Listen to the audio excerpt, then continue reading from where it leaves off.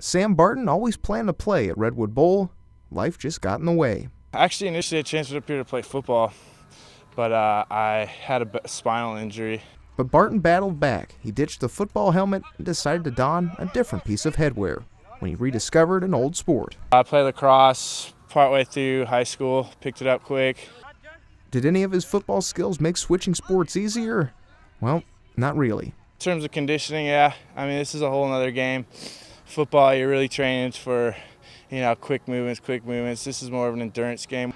Turns out maybe it's family that proved to be more beneficial than his football skills. My brother, who's the coach, he's helped me a lot. He played, his whole life, so I was always a kid kind of throwing the ball around, and my dad as well played on the East Coast, so I've had a lot of good lacrosse around me, which is nice. My brother's been a big help. Barton's done his best carrying on the family sport. He found the back of the net in HSU's first home game of the season against Western Oregon.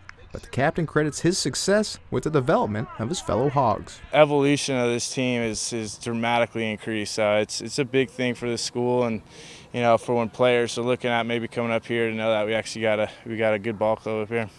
And according to Hogs co-captain Spencer Knutson, plenty of leadership with Barton at the helm. He's really stepped up his game. He's definitely a clear leader on this team and just an amazing athlete and amazing person.